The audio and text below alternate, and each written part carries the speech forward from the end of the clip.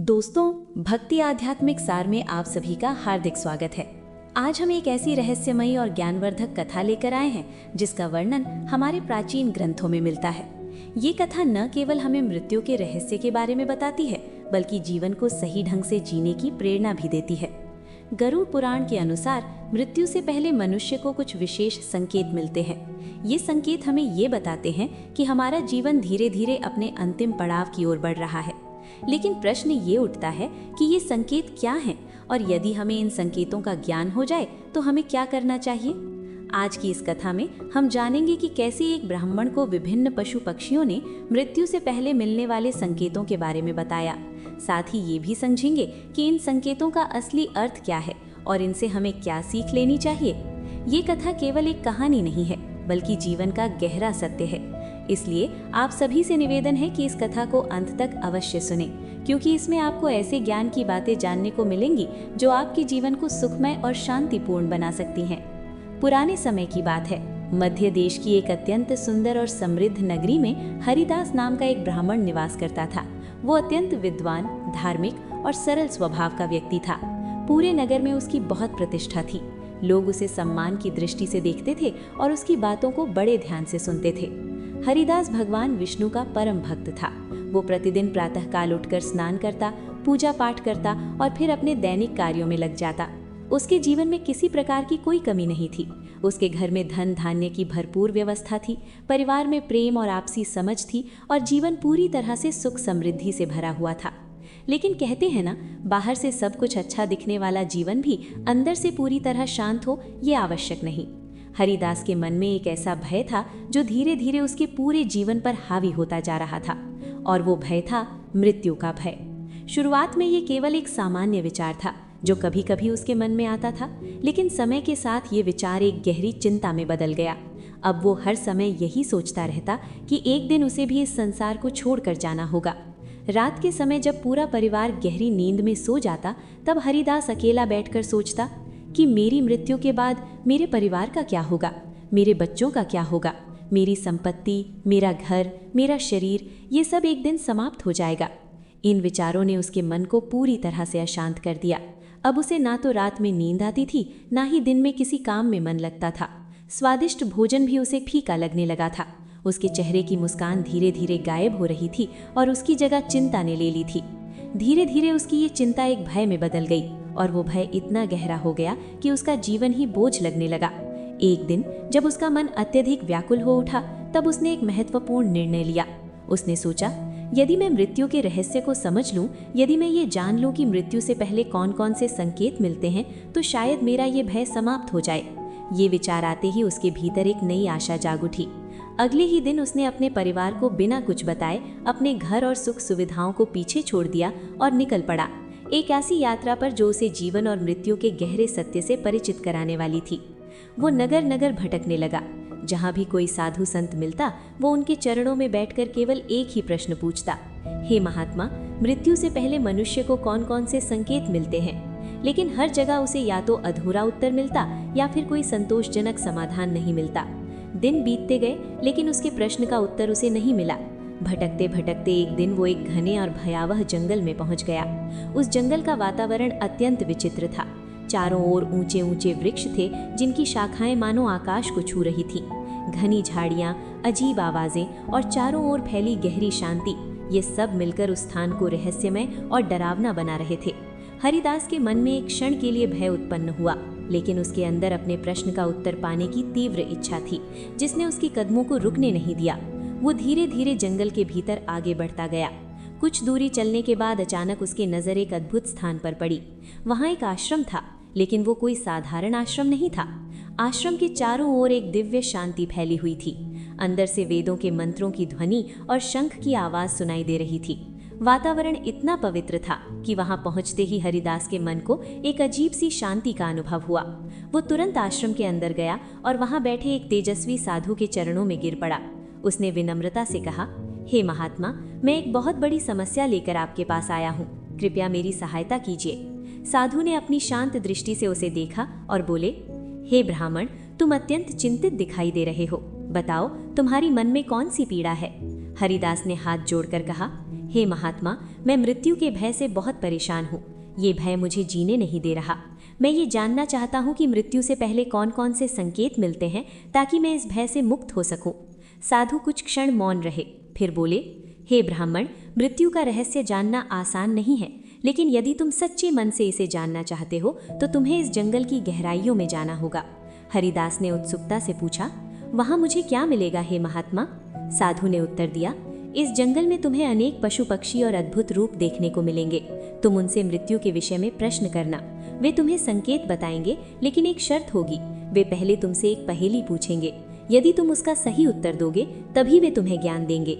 ये सुनकर हरिदास के मन में थोड़ा भय आया, लेकिन ज्ञान पाने की इच्छा उससे भी अधिक थी।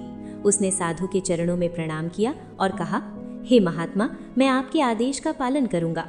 साधु ने उसे आशीर्वाद देते हुए कहा, जाओ और याद रखना, ये यात्रा केवल मृत्यु को समझने की नहीं बल्कि जीवन को जानने की भी है। हरिदास ने दृढ़ निश्चय के साथ जंगल की ओर कदम बढ़ा दिए।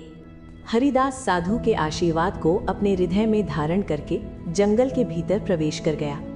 जैसे जैसे वो आगे बढ़ रहा था, जंगल और भी घना और रहस्यमयी होता जा रहा था। ऊंचे ऊंचे वृक्ष जिनकी शाखाएं आपस में इस तरह उलझी हुई थी मानो आकाश को ढक लेना चाहती हों। जमीन पर सूखे पत्तों की परत बिछी हुई थी जिन पर उसके कदमों की आवाज साफ सुनाई देती थी। कहीं कहीं से जंगली जानवरों की आवाजें सुनाई पड़ती तो कभी गहरी खामोशी उसे और अधिक भयभीत कर देती। लेकिन हरिदास के मन में अब एक ही लक्ष्य था, मृत्यु के रहस्य को जानना।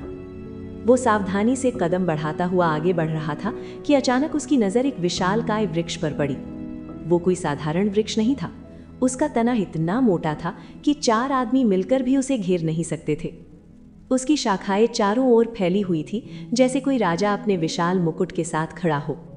उस वृक्ष के आसपास एक अद्भुत और रहस्यमयी आभा थी। जैसे ही हरिदास उस वृक्ष के पास पहुंचा, अचानक एक गंभीर और गूंजती हुई आवाज सुनाई दी। हे ब्राह्मण, तुम कौन हो और इस भयानक वन में क्यों आए हो?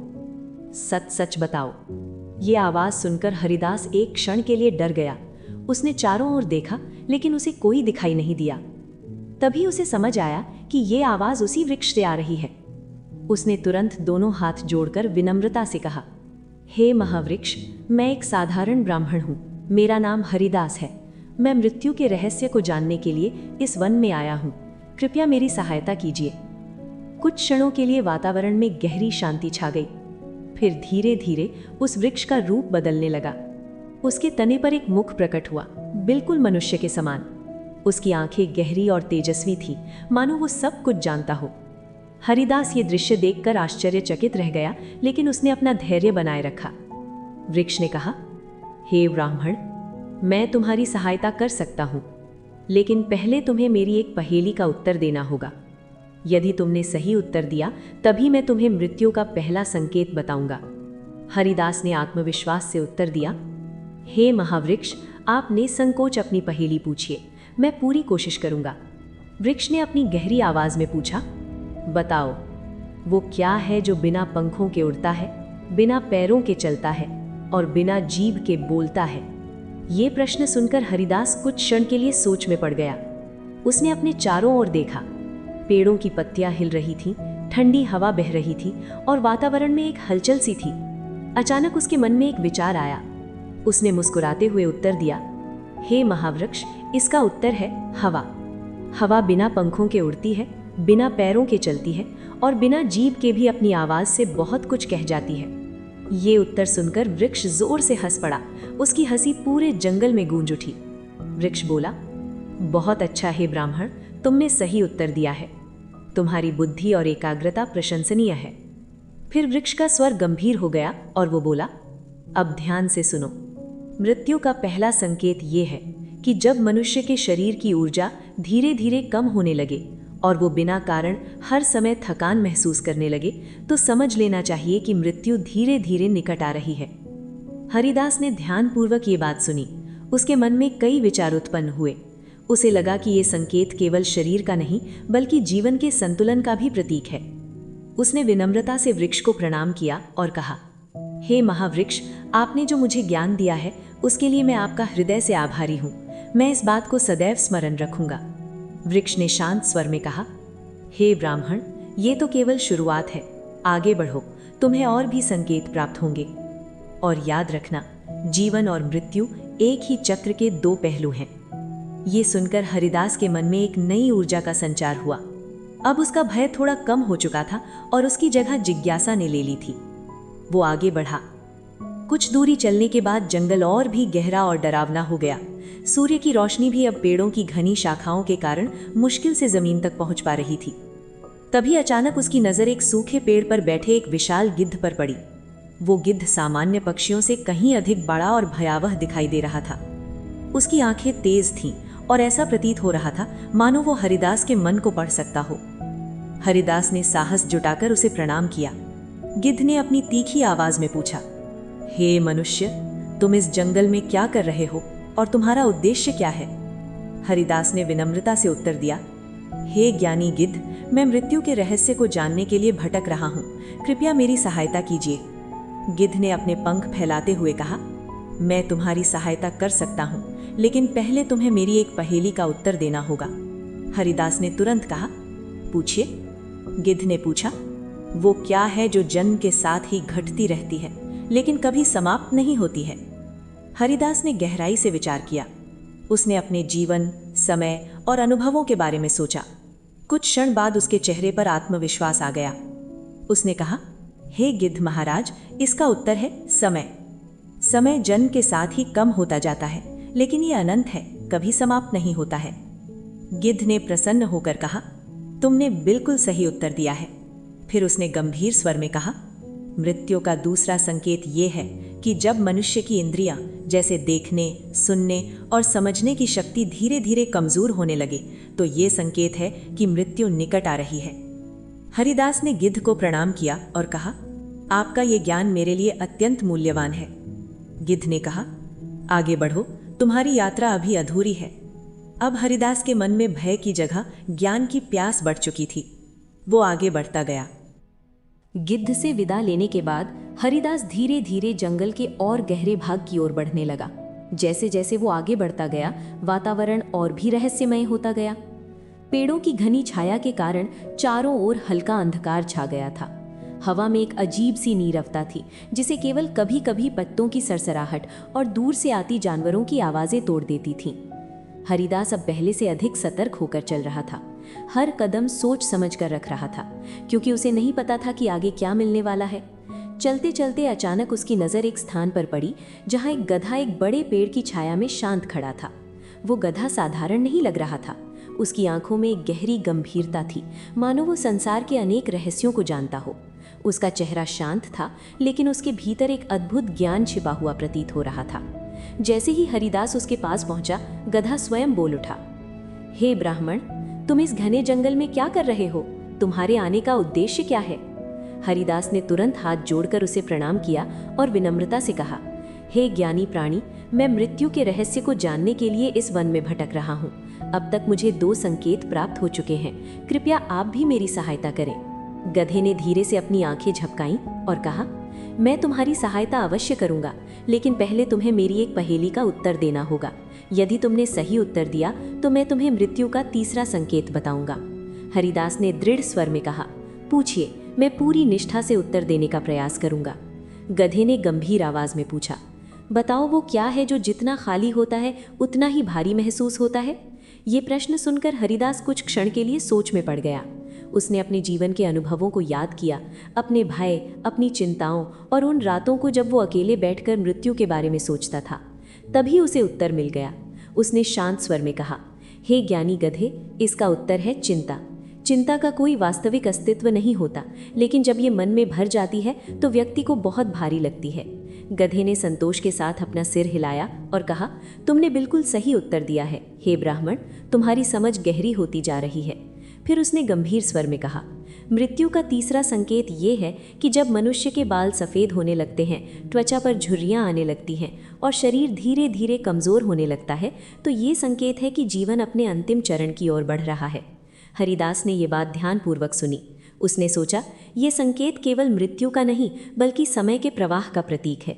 हर व्यक्ति को एक दिन वृद्ध होना है और ये प्रकृति का नियम है। उसने गधे को प्रणाम किया और कहा, हे ज्ञानी प्राणी, आपने जो मुझे ज्ञान दिया है वो मेरे लिए अत्यंत मूल्यवान है। मैं आपका हृदय से आभारी हूँ। गधे ने शांत स्वर में कहा, हे ब्राह्मण, ये ज्ञान तुम्हें भयभीत करने के लिए नहीं बल्कि तुम्हें जागरूक करने के लिए है। अब आगे बढ़ो, तुम्हें और भी बहुत कुछ जानना है। गधे से विदा लेकर हरिदास आगे बढ़ गया। अब उसका मन पहले की तुलना में कहीं अधिक शांत और स्थिर था। उसे महसूस हो रहा था कि वो धीरे धीरे जीवन और मृत्यु के गहरे सत्य को समझने लगा है। लेकिन उसकी यात्रा अभी समाप्त नहीं हुई थी। कुछ दूरी तय करने के बाद जंगल का स्वरूप एक बार फिर बदल गया। अब वहाँ का वातावरण और भी भयावह हो गया था। घने पेड़ों के बीच अंधकार गहराने लगा था। चारों ओर से आती अजीब अजीब आवाज़ें वातावरण को और भी रहस्यमय बना रही थीं। अचानक हरिदास के कदम रुक गए। उसकी नज़र सामने एक विशाल चट्टान के पास खड़े एक भयानक बाघ पर पड़ी। बाघ का शरीर बहुत विशाल और शक्तिशाली था। उसकी आंखें चमक रही थीं और उसकी तेज निगाहें सीधे हरिदास पर टिकी हुई थीं। उसकी धीमी गुर्राहट से पूरा वातावरण कांप उठा। एक क्षण के लिए हरिदास के मन में भय उत्पन्न हुआ। उसका हृदय तेजी से धड़कने लगा।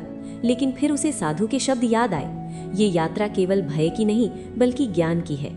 उसने साहस जुटाया, आगे बढ़ा और बाघ को प्रणाम किया। बाघ ने गहरी और भारी आवाज में कहा, हे मनुष्य, तुम मेरे क्षेत्र में क्यों आए हो? क्या तुम मृत्यु को खोज रहे हो? हरिदास ने विनम्रता से उत्तर दिया, हे वनराज, मैं मृत्यु के रहस्य को जानने के लिए इस वन में आया हूँ। कृपया मेरी सहायता करें। बाघ ने अपनी आंखों को और तीव्र करते हुए कहा, मैं तुम्हारी सहायता कर सकता हूँ, लेकिन पहले तुम्हें मेरी एक पहेली का उत्तर देना होगा। हरिदास ने बिना डरे कहा, पूछिए। बाघ ने पूछा, बताओ वो क्या है जो देखने में खाली प्रतीत होता है लेकिन अपने भीतर सब कुछ समेटे हुए है? ये प्रश्न सुनकर हरिदास कुछ क्षण के लिए सोच में पड़ गया। उसने ऊपर आकाश की ओर देखा, जहाँ पेड़ों की शाखाओं के बीच से थोड़ा सा नीला आकाश दिखाई दे रहा था। तभी उसके मन में उत्तर आया। उसने कहा, हे वनराज, इसका उत्तर है आकाश। आकाश हमें खाली दिखाई देता है लेकिन ये अपने भीतर पूरी सृष्टि को समेटे हुए हैं। सूर्य, चंद्रमा, तारे, बादल, सब कुछ। ये उत्तर सुनकर बाघ की गुर्राहट शांत हो गई। उसने हल्की मुस्कान के साथ कहा, तुमने सही उत्तर दिया है हे ब्राह्मण, तुम्हारी समझ गहरी होती जा रही है। फिर उसने गंभीर स्वर में कहा, मृत्यु का चौथा संकेत ये है कि जब मनुष्य के चेहरे का तेज गम होने लगे, त्वचा का रंग बदलने लगे और शरीर में पहले जैसी चमक न रहे, तो ये संकेत है कि जीवन ऊर्जा धीरे धीरे समाप्त हो रही है। हरिदास ने ये सुनकर गहराई से विचार किया। अब उसे समझ आने लगा था कि ये सभी संकेत केवल शरीर के नहीं बल्कि जीवन के बदलते स्वरूप के प्रतीक हैं।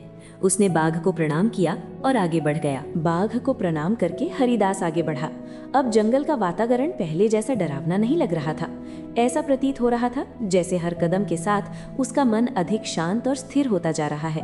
पेड़ों के बीच से आती हल्की धूप, ठंडी हवा और पक्षियों की मधुर आवाजें वातावरण को एक नई दिव्यता प्रदान कर रही थी। कुछ दूरी चलने के बाद हरिदास एक ऐसे स्थान पर पहुंचा जहां वातावरण अत्यंत शांत और पवित्र था। वहां का दृश्य किसी साधारण जंगल जैसा नहीं था, बल्कि ऐसा प्रतीत हो रहा था मानो वो स्थान किसी दिव्य शक्ति से परिपूर्ण हो। इसी स्थान पर उसकी नजर एक अद्भुत दृश्य पर पड़ी। एक विशाल और दिव्य गाय वहां खड़ी थी। उसका शरीर हल्की स्वर्णिम आभा से चमक रहा था। उसकी आंखों में अपार करुणा और शांति थी। उसके आसपास का वातावरण इतना पवित्र था कि उसे देखते ही हरिदास के मन में गहरी शांति का अनुभव हुआ। हरिदास तुरंत उसके पास गया और अत्यंत श्रद्धा के साथ उसे प्रणाम किया। उसने विनम्र स्वर में कहा, हे गौमाता, मैं एक साधारण ब्राह्मण हूँ। मैं मृत्यु के रहस्यों को समझने के लिए इस वन में भटक रहा हूँ। अब तक मुझे कई संकेत प्राप्त हुए हैं। कृपया आप भी मेरी सहायता करें। गाय ने अपनी मधुर और करुणामयी आवाज में कहा, हे ब्राह्मण, तुम्हारी जिज्ञासा और धैर्य प्रशंसनीय है। मैं तुम्हारी सहायता अवश्य करूंगी, लेकिन पहले तुम्हें मेरी एक पहेली का उत्तर देना होगा। हरिदास ने तुरंत कहा, हे माता, आप निसंकोच अपनी पहेली पूछिए। गाय ने अपनी शांत दृष्टि से हरिदास को देखते हुए पूछा, बताओ वो कौन सा अमृत है जिसे पिए बिना ही जीवन चलता है और जिसके बिना कोई भी प्राणी जीवित नहीं रह सकता? ये प्रश्न सुनकर हरिदास कुछ क्षणों के लिए विचार में डूब गया। उसने अपने जीवन, प्रकृति और सृष्टि के नियमों के बारे में सोचा। अचानक उसके मन में उत्तर स्पष्ट हो गया। उसने श्रद्धा के साथ कहा, हे गौमाता, इसका उत्तर है प्राणवायु। प्राणवायु के बिना कोई भी जीवित नहीं रह सकता। ये जीवन का आधार है। गाय ने प्रसन्न होकर मुस्कुराते हुए कहा, सही उत्तर है हे ब्राह्मण, तुम्हारी बुद्धि और एकाग्रता अत्यंत उत्तम है। फिर उसका स्वर गंभीर हो गया। मृत्यु का 5वां संकेत ये है कि जब मनुष्य का मन भोजन से हटने लगे, उसे किसी भी प्रकार का स्वाद न लगे और वो भोजन के प्रति उदासीन हो जाए, तो समझ लेना चाहिए कि शरीर और आत्मा के बीच का संबंध धीरे धीरे कमजोर हो रहा है। हरिदास ने इस बात को ध्यानपूर्वक सुना।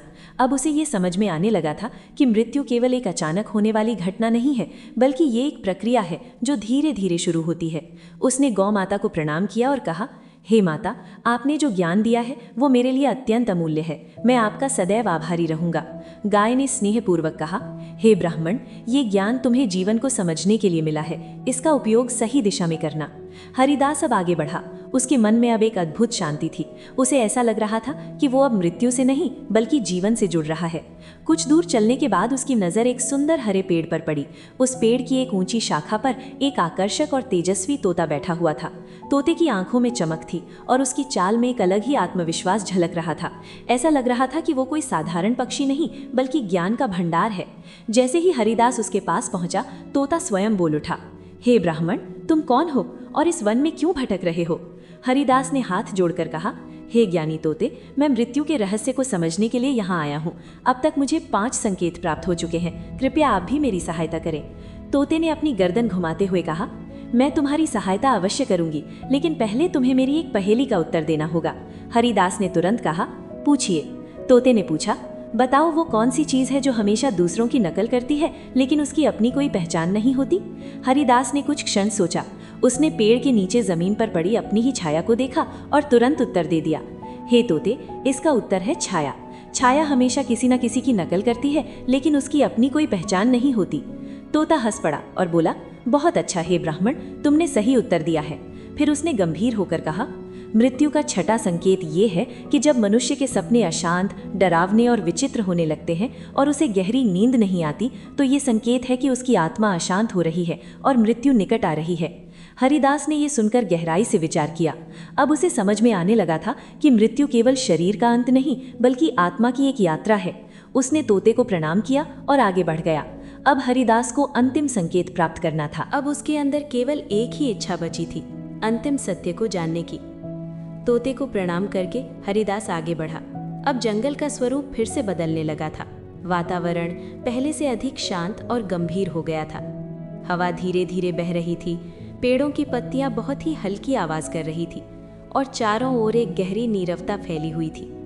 ऐसा लग रहा था जैसे पूरा जंगल किसी महत्वपूर्ण क्षण की प्रतीक्षा कर रहा हो। हरिदास धीरे धीरे उस पगडंडी पर आगे बढ़ रहा था जहां पेड़ों की शाखाओं के बीच से सूर्य की किरणें जमीन पर छोटे छोटे टुकड़ों में गिर रही थी। ये दृश्य अत्यंत सुंदर और रहस्यमय था। इसी शांत वातावरण में अचानक उसकी नज़र एक अत्यंत सुंदर और तेजस्वी हिरण पर पड़ी। वो हिरण किसी साधारण वन्यजीव जैसा नहीं था। उसकी आंखों में अद्भुत चमक थी, उसकी चाल में एक दिव्यता थी और उसके पूरे व्यक्तित्व से ऐसा प्रतीत हो रहा था मानो वो इस वन के सभी रहस्यों का ज्ञाता हो। हरिदास उसके पास पहुंचा और श्रद्धा के साथ उसे प्रणाम किया।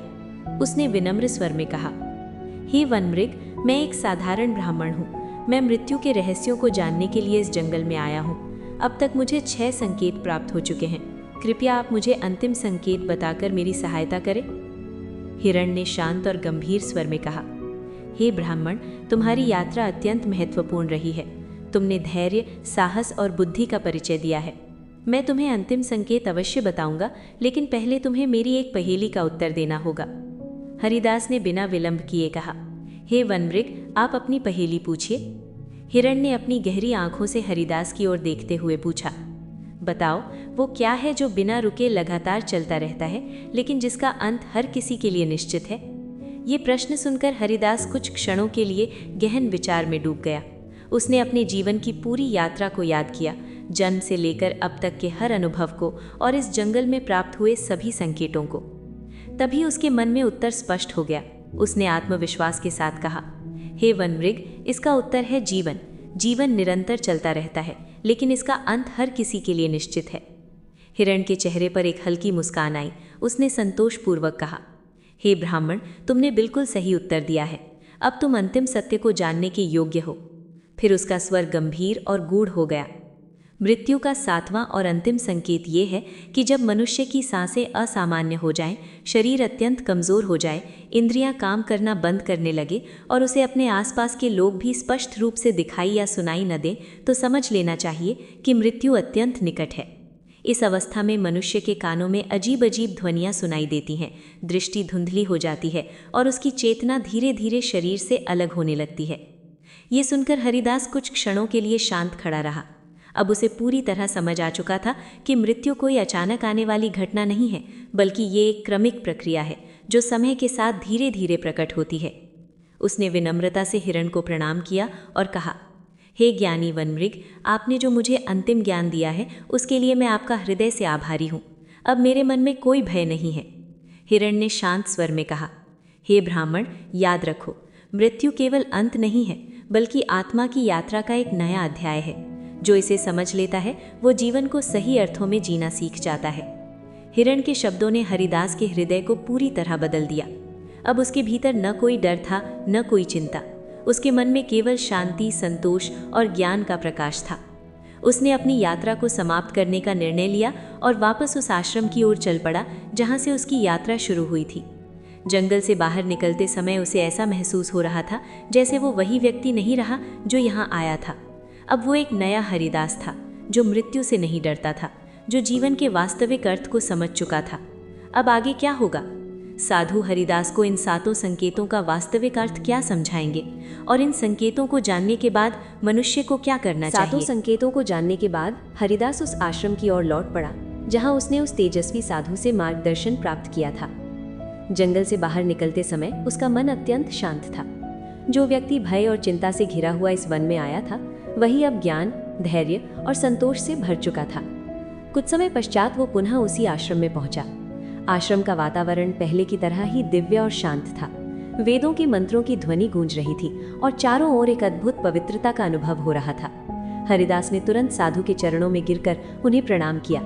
साधु ने मुस्कुराते हुए कहा, आओ हे ब्राह्मण, तुम्हारे चेहरे पर अब वो चिंता नहीं दिखाई दे रही जो पहले थी। लगता है तुम्हें अपने प्रश्नों का उत्तर मिल गया है।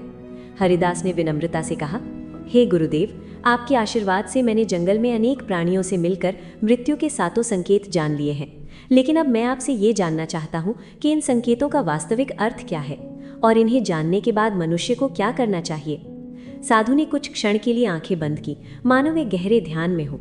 फिर उन्होंने शांत और गंभीर स्वर में कहना शुरू किया, हे ब्राह्मण, तुमने जो कुछ देखा और सीखा वो केवल बाहरी संकेत नहीं है। उनका वास्तविक उद्देश्य तुम्हें जीवन का सत्य समझाना था। साधु आगे बोले, इन 7 संकेतों को यदि ध्यान से समझा जाए तो ये स्पष्ट होता है कि जीवन क्षण भंगुर है, शरीर नश्वर है और एक दिन इसका अंत निश्चित है। लेकिन मनुष्य की सबसे बड़ी भूल ये है कि वो इस सत्य को जानते हुए भी उसे स्वीकार नहीं करता। वो धन, मोह, अहंकार और सांसारिक सुखों में इतना उलझ जाता है कि जीवन के वास्तविक उद्देश्य को भूल जाता है। हरिदास ध्यानपूर्वक साधु की बातें सुन रहा था। साधु ने आगे कहा, हे ब्राह्मण, इन संकेतों को जानने के बाद मनुष्य को 3 महत्वपूर्ण कार्य अवश्य करने चाहिए। पहला, धर्म और भक्ति का मार्ग अपनाना। मनुष्य को चाहिए कि वो अपने जीवन में ईश्वर का स्मरण करे, सच्चे मन से भक्ति करे और धर्म के मार्ग पर चले, क्योंकि अंत समय में केवल यही उसके साथ जाता है। दूसरा, अच्छे कर्म करना। मनुष्य को अपने जीवन में ऐसे कर्म करने चाहिए जिससे दूसरों का भला हो। दान, सेवा, सत्य और करुणा यही सच्चे कर्म हैं जो आत्मा को शुद्ध करते हैं। तीसरा, मोह और भय का त्याग करना। मृत्यु का भय केवल अज्ञान के कारण होता है। जो व्यक्ति ये समझ लेता है कि आत्मा अमर है और शरीर केवल एक माध्यम है, उसका भय समाप्त हो जाता है। साधु ने आगे कहा, हे ब्राह्मण, मृत्यु कोई अंत नहीं है, ये केवल एक परिवर्तन है, एक अवस्था से दूसरी अवस्था में जाने का मार्ग है। जिस प्रकार मनुष्य पुराने वस्त्र त्याग कर नए वस्त्र धारण करता है, उसी प्रकार आत्मा भी एक शरीर को छोड़कर दूसरे शरीर में प्रवेश करती है। ये सुनकर हरिदास की आंखों में आंसू आ गए, लेकिन ये आंसू दुख के नहीं बल्कि ज्ञान और संतोष के थे। उसने भावुक होकर कहा, हे गुरुदेव, आज मुझे जीवन का वास्तविक अर्थ समझ में आ गया है। अब मुझे मृत्यु का कोई भय नहीं है। साधु ने मुस्कुराते हुए कहा, हे ब्राह्मण, यही इस यात्रा का उद्देश्य था, तुम्हें मृत्यु का ज्ञान देकर तुम्हें जीवन जीना सिखाना। इसके बाद हरिदास ने साधु से विदा ली और अपने घर की ओर लौट पड़ा। अब वो वही व्यक्ति नहीं था जो पहले था। अब वो हर क्षण को ईश्वर का प्रसाद मानकर जीने लगा।